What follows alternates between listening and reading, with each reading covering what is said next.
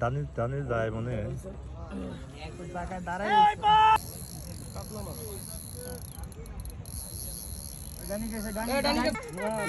না black cup আমরা ল্যাস দেখতে পেরেছি।